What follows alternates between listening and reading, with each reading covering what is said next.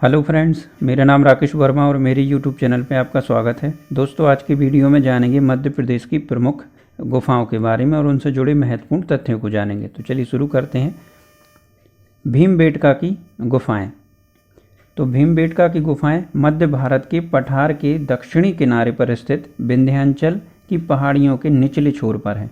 भीमबेटका गुफाओं का स्थान महाभारत के चरित्र भीम से संबंधित है और इसी से इसका नाम भीमबेटका भी पड़ गया है। मध्य प्रदेश के रायसेन जिले में स्थित भीमबेटका की गुफाएं चारों तरफ से विंध्य पर्वतमालाओं से घिरी हुई हैं, जिसका संबंध नवपाषाण काल से है। गुफाओं की सबसे प्राचीन चित्रकारी को 12,000 साल पुरानी माना जाता है। भीमबेटका गुफाएं प्रागैतिहासिक काल की चित्रकारियों के लिए लोकप्रिय है और भीमबेटका गुफाएं मानव द्वारा बनाए गए शैल चित्रों और शैलाश्रयों के लिए भी प्रसिद्ध है। भीमबेटका गुफाओं की विशेषता यह है कि चट्टानों पर हजारों वर्ष पूर्व बनी चित्रकारी आज भी मौजूद है। भीमबेटका गुफाओं में अधिकांश तस्वीरें लाल और सफ़ेद रंग की हैं और इसके साथ कभी कभार पीले और हरे रंग के बिंदुओं से सजी हुई है, जिनमें दैनिक जीवन की घटनाओं से ली गई विषय वस्तुएं चित्रित हैं, जो हजारों साल पहले का जीवन दर्शाती हैं। अन्य पुरा अवशेषों में प्राचीन किले की दीवार, लघु स्तूप, पाषाण निर्मित भवन, शुंगगुप्त कालीन अभिलेख, शंख अभिलेख और परमार कालीन मंदिर के अवशेष भी यहाँ मिलते हैं। भीमबेटका विश्व का सबसे बड़ा गुफा समूह है। मध्य प्रदेश की प्राचीनतम गुफाएं भीमबेटका की हैं, जो पुरापाषाण संस्कृति का उदाहरण है। भीमबेटका रायसेन में है और बाकड़कर ने इसका उत्खनन कराया। भीमबेटका की गुफाएं भारत में सबसे प्राचीन संस्कृति पुरापाषाण का प्रतिनिधित्व करती हैं। भीमबेटका को यूनेस्को ने विश्व धरोहर में शामिल किया है। अगली है आदमगढ़ की गुफाएं। आदमगढ़ एक अति प्राचीन स्थान है। यहाँ स्थित प्राचीन पत्थरों पर की गई चित्रकारी के लिए आदमगढ़ बहुत प्रसिद्ध है। आदमगढ़ मध्य प्रदेश के होशंगाबाद नगर से 2 किलोमीटर दूर नर्मदा नदी के पास स्थित है। आदमगढ़ पहाड़ी की गुफाओं में की गई चित्रकारी में पाषाण युगीन सभ्यता के अवशेष आसानी से देखे जा सकते हैं। भारतीय पुरातत्व सर्वेक्षण के नियंत्रण के तहत प्राचीन स्थानों में से एक आदमगढ़ विश्व प्रसिद्ध भीमबेटका गुफाओं से करीब 40 किलोमीटर दूर है। आदमगढ़ में 20 चट्टानी आश्रय चित्रकारी से सजे हैं, जो लगभग 4 किलोमीटर के क्षेत्र में फैली हुई हैं। आदमगढ़ की पहाड़ियों में बने चित्रित चट्टानी आश्रय पाषाण काल तथा मध्य पाषाण काल के हैं। आदमगढ़ की विश्वविख्यात चित्रित शैलाश्रय गुफाएं हैं, जो भारतीय पुरातत्व विभाग द्वारा यहाँ भी R.V. जोशी तथा M.D. खरे के निर्देश में 1960 से 61 में उत्खनन कराया गया। उदयगिरी की गुफाएं।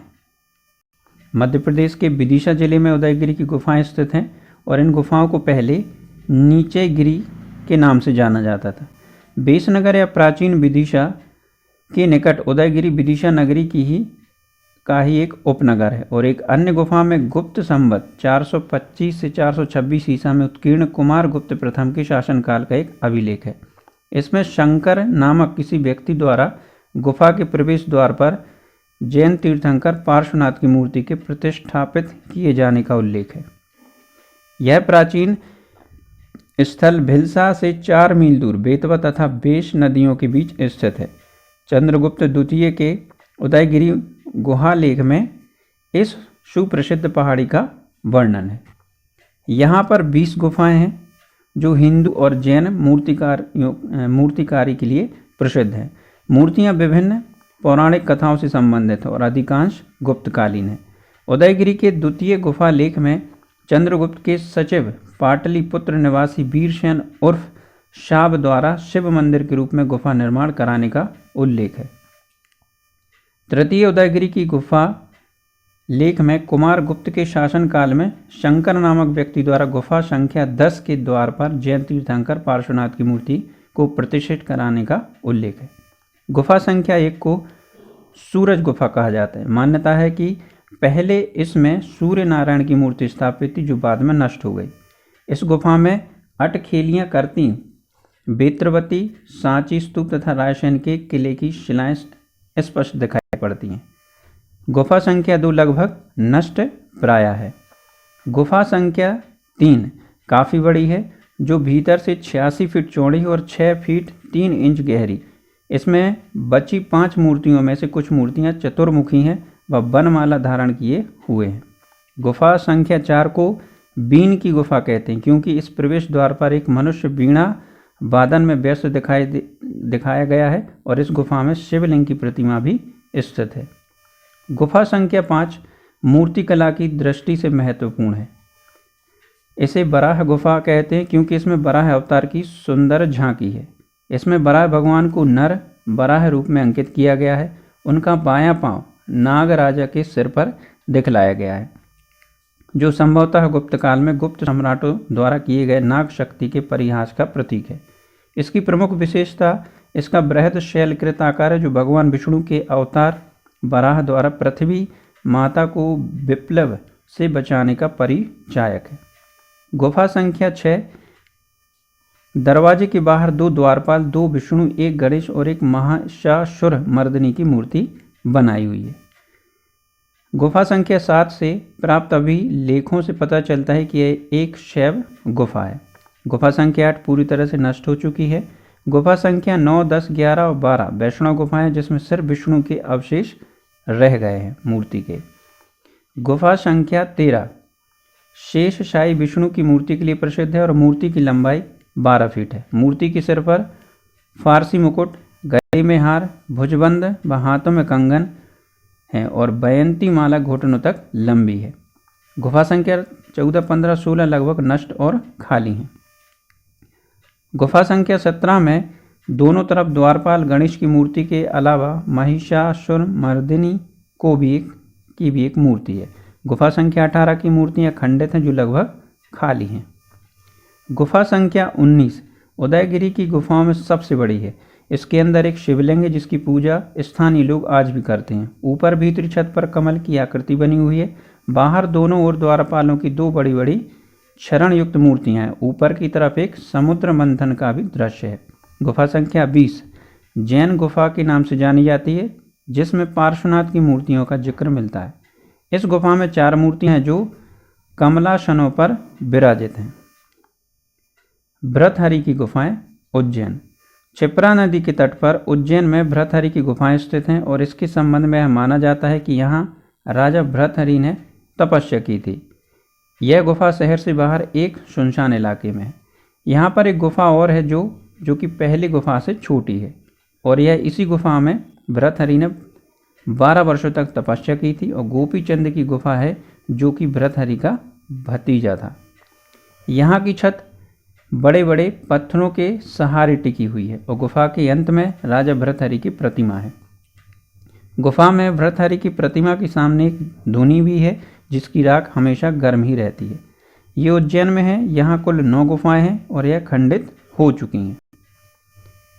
परमार वंश के शासकों द्वारा 11वीं शताब्दी में भृतहरि के सम्मान में कालिया देह के पास इसका निर्माण कराया गया और इसके रंगीन चित्र हैं। बाघ की गुफाएं। बागी की गुफाएं मध्य प्रदेश में इंदौर के पास धार में स्थित हैं और बागी की गुफाएं इंदौर से उत्तर पश्चिम में लगभग 90 मील की दूरी पर है। बागनी नामक छोटी सी नदी के बाएं तट पर और विंध्य पर्वत की दक्षिण ढलान पर स्थित है। बागी की गुफाओं की खोज 1818 में हुई। ऐसा माना जाता है कि 10वीं शताब्दी में बौद्ध धर्म के पतन के बाद इन गुफाओं को लोगों ने भुला दिया और फिर यहाँ बाघ रहने लगे, इसलिए इन्हें बागी की गुफाएं कहा गया। बागनी नदी और बाघ गांव का नामकरण भी इसी आधार पर हुआ प्रतीत होता है। यह स्थल उस विशाल प्राचीन मार्ग पर स्थित है जो उत्तर से अजंता होकर सुदूर दक्षिण तक जाता है। ईसा पूर्व 3री शताब्दी और ईसा सन में 7वीं शताब्दी के मध्य, जब भारत के पश्चिमी मार्ग में बौद्ध धर्म अपनी विख्याति की पराकाष्ठा पर था, इसी समय चीन के बौद्ध धर्म के महान विद्वान यात्री हुएनसांग, फाहियान और शुआन ताड़े मध्य और पश्चिमी भारत आए थे। बागी की गुफाएं प्राचीन भारत के स्वर्णिम युग की अद्वितीय देन हैं। इन गुफाओं में बुद्ध, बोधिसत्व चित्रों के अतिरिक्त राजदरबार, संगीत, दृश्य, पुष्पमाला दृश्य आदि का चित्रण महत्वपूर्ण है। इन गुफाओं का निर्माण संभवतः 5वीं से 7वीं शताब्दी ईसा में हुआ। ये गुफाएं अपनी भित्ति चित्रों के लिए भी बहुत प्रसिद्ध हैं। लगभग 1600 वर्ष पूर्व बागी की गुफाएं भगवान बुद्ध की दिव्य वार्ता प्रतिपादित करने हेतु निर्मित एवं चित्रित की गई थीं। यहाँ की कला में अजंता के समान केवल धार्मिक विषय ही नहीं अपितु इसमें मनोवचित भावों के चित्रण में वेगपूर्ण प्रभाव भी है। विंध्य पर्वत का यह अंश माला क्षेत्र में धार जिले की कुच्छी तहसील के अंतर्गत है। नर्मदा की एक छोटी सी करद नदी जिसका नाम बाघनी है या बाघ है, उसी के कारण यहाँ की गुफाओं का नाम और पास के गांव का नाम बाघ पड़ा। यहाँ कुल 9 गुफाएं हैं और 9 गुफाएं आपस में मिली हुई नहीं है। इनमें चौथी तथा 5वीं गुफाओं से मिलकर 65 मील लंबा बरामदा या कॉरिडोर है। पहली गुफा ग्रह गुफा कहलाती है, दूसरी गुफा पांडव गुफा के नाम से प्रख्यात है। यहाँ बाकी सब गुफाओं से अधिक बड़ी और अधिक सुरक्षित प्रतीत होती है। तीसरी गुफा का नाम हाथी खाना है। इसमें बौद्ध भिक्षुओं के रहने के लिए कोठरियाँ बनाई हुई हैं। चौथी गुफा को रंग महल कहा जाता है। 5वीं गुफा बौद्ध भिक्षुओं के एक साथ बैठकर प्रवचन सुनने के लिए बनाई गई थी। 5वीं और 6ठी गुफा आपस में मिलती हुई हैं। 7वीं, 8वीं और 9वीं गुफाओं की हालत ठीक नहीं है और वे अवशेष मात्र ही नजर आती हैं। बागी की गुफा संख्या 1 से 9 तक में कक्ष, स्तंभ, लंबे बरामदे, कोठरियाँ, शैलकृत स्तूप, बुद्ध प्रतिमा, बोधिसत्व, अवलोकितेन, मैत्रेय, नदी देवियों आदियों का अंकन है। बागी की गुफा संख्या 2, 3, 5, 7 में भित्ति चित्र हैं। बाघ गुफाओं के चित्रों की शैली अजंता की समान है तथा अजंता की समकालीन है। बाघ गुफाओं के भित्ति चित्रों में फूल, पक्षी और पशुओं का चित्रण विशेष महत्वपूर्ण है। गुफा संख्या 2 का सर्व प्रसिद्ध चित्र पद्मापणि बुद्ध का है और इस चित्र में मुखाकृति सौम्य है तथा आभूषण व पुष्पों से शरीर के भाग सुसज्जित हैं। गुफा संख्या 4 जो रंग महल नाम से विख्यात है, इसमें अंकित राजकुमार का चल समारोह दृश्य तत्कालीन ऐश्वर्य का सुंदरतम उदाहरण है।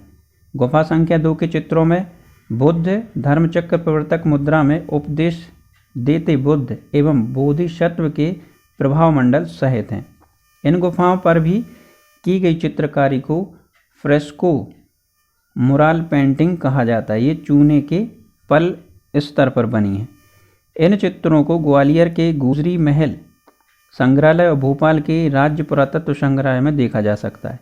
बागी की गुफाएं कोई प्राकृतिक गुफाएं नहीं है बल्कि ये स्थापत्यकारों द्वारा पहाड़ी को काटकर बनाई हैं, इसलिए इन्हें गुफा कहने के बजाय रॉक कट आर्किटेक्चर कहना ज़्यादा सही होगा। पांडव गुफाएं। पचमढ़ी में स्थित पांडव गुफाएं 5 छोटी पहाड़ियों का समूह है। ऐसा ही विश्वास है कि अपने वनवास काल के दौरान पांडवों ने यहाँ शरण ली थी। इन गुफाओं का आकार छोटा है, तुलनात्मक रूप से बड़ी गुफा इसमें हवा का पर्याप्त प्रवाह है और उसे द्रौपदी कुटी या गुफा कहा जाता है। पुरातात्विक प्रमाण यह बताते हैं कि इन गुफाओं का निर्माण बौद्ध साधुओं ने पहली शताब्दी में करवाया था, क्योंकि वे लोग इस स्थान का उपयोग शरण लेने के लिए करते थे, परंतु स्थानीय लोगों के बीच पांडवों की कथाएं अधिक प्रसिद्ध हैं। पांडव गुफाएं प्राकृतिक रूप से खुदी हुई सुंदर गुफाएं हैं। पांडव गुफाएं प्रदेश के प्रसिद्ध पर्यटन स्थल पचमढ़ी होशंगाबाद जिला में अवस्थित हैं। मांडा की गुफाएं। मांडा की गुफाएं तो सिंगरौली में सबसे महत्वपूर्ण पर्यटन स्थलों में से एक है मांडा गुफाएं। मांडा बैढ़न तहसील से 32 किलोमीटर की दूरी पर हैं, जो इन गुफाओं में 7वीं 8वीं सदी की तारीख मिलती है। इन गुफाओं में चट्टानों को काटकर आर्किटेक्चर बनाई गई न केवल सुंदर उदाहरण बल्कि शास्त्र की दृष्टि से भी महत्वपूर्ण है।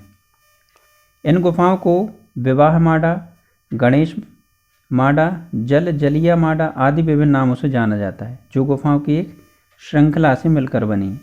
विवाह माडा गुफाओं श्रृंखला में से एक है और एक लंबी गुफा 3 भागों में बटी है और इस गुफा के संबंध में मान्यता है कि भगवान राम और सीता का विवाह हुआ था। शंकर माडा। तो गणेश माडा की इस जुड़वा गुफाओं गणेश माडा उत्तरी मुख और शंकर माडा दक्षिण मुखी है। गुफा के द्वार पर एक गणेश प्रतिमा है। शंकर माडा गुफाओं में नटराज अवतार में भगवान शिव की एक मूर्ति है। इसके अलावा माडा में रावण गुफा तथा जलिया गुफा भी है। जलजलिया गुफा समूह। ग्राम माडा के समीप जलजलिया गुफा समूह में एक छोटी सी गुफा उत्कीर्ण है और इस गुफा में 12 महीने जल का प्रवाह बना रहता है, इसलिए इस गुफा का नाम स्थानीय लोग जलजलिया माडा के नाम से जानते हैं। गुफा के सामने ऊपर की ओर हरगौरी और नाग नागिन की युगल प्रतिमा उत्कीर्ण की गई है। शैलोत्कीर्ण रावण गुफा समूह। तो इस गुफा समूह में 2 स्थान बड़ी रावण माडा तथा छोटी रावण माडा गुफा के नाम से जाने जाते हैं। बड़ी रावण माडा गुफा एक मुख उत्तर की ओर 8 स्तंभों तथा 4 अर्ध स्तंभ पर आधारित है। इस गुफा के स्तंभ 2 पंक्तियों में बनाए गए। ये गुफा आयताकार है। मंडप के पीछे 3 कक्ष व कोठरियां हैं। इन कोठरियों के मध्य वाला कक्ष गर्भगृह रूप में है, जिसका प्रवेश द्वार अलंकृत है। विवाह माडा गुफा समूह। तो ग्राम माडा के पश्चिम दिशा की ओर 2 किलोमीटर की दूरी पर एक विवाह माडा गुफा समूह स्थित है। इसके आसपास मंदिर के अलंकृत शिलाखंड और प्रतिमा खंड यत्र तत्र बिखरे सर्वेक्षण के दौरान देखे गए। माडा की गुफाओं का निर्माण काल 4वीं सदी ईसा से लेकर 9वीं सदी ईसा तक का कनिंघम द्वारा आकलन किया गया है। यहाँ स्थित प्रतिमाओं के आधार पर इन गुफाओं का निर्माता शैव वैष्णव संप्रदाय का ज्ञात होता है। संभवतः ये माडा की गुफाएं कलचुरी वंश के शासकों द्वारा निर्मित कराई गई होंगी। शंकराचार्य की गुफाएं। शंकराचार्य की गुफाएं मध्य प्रदेश के खंडवा जिले के धार्मिक स्थल ओंकारेश्वर में स्थित हैं। कहा जाता है कि 7 वर्ष की उम्र में शंकराचार्य गुरु की तलाश में 2000 किलोमीटर पैदल चलकर अपने जन्म स्थान केरल के कल्हाड़ी से नर्मदा किनारे ओंकारेश्वर आए थे। ओंकारेश्वर में श्री गोविंद भगवतवा पादाचार्य ने उन्हें गुरु दीक्षा दी। इसके बाद उन्होंने उनकी गुफा में 7 साल तक साधना की और ये गुफा आज भी ओंकारेश्वर में मौजूद है। इसे शंकराचार्य गुफा भी कहते हैं। एक जनश्रुति है कि उनके साधना काल में एक बार नर्मदा में भीषण बाढ़ आई थी और बाढ़ का पानी तट से ऊपर नगर की ओर बढ़ने लगा तथा शंकराचार्य ने अपने तप के प्रभाव से बाढ़ को अपने कमंडल में थाम लिया था। आदि शंकराचार्य ने नर्मदा अष्टक सहित 50 से ज़्यादा स्तुतियाँ एवं ग्रंथों की रचना की है। ओंकारेश्वर में आदिगुरु शंकराचार्य की 108 फीट ऊंची धातु की विशाल प्रतिमा स्थापित की गई है। इसके लिए 1 मई 2017 से पूरे प्रदेश में धातु का संग्रहण किया गया और यह अभियान 30 जून 2017 तक चला। इसमें सोना, चांदी, लोहा सहित सभी प्रकार की धातुओं को एकत्रित किया गया। आदि गुरु शंकराचार्य की यह प्रतिमा एक आदर्श प्रतिमा होगी जो करीब 50 टन से अधिक की रहेगी। आदि गुरु शंकराचार्य और आदि दर्शन का प्रेरणादाता माना गया है।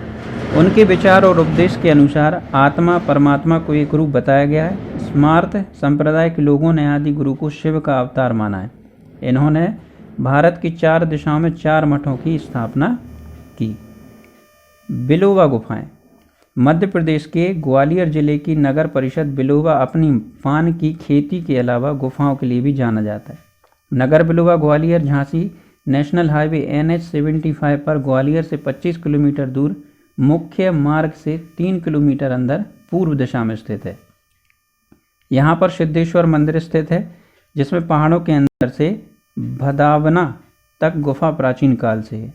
बिलोवा गुफाएं मध्य प्रदेश के ग्वालियर जिले में अवस्थित हैं और इन गुफाओं का निर्माण काल 11वीं-12वीं शताब्दी है।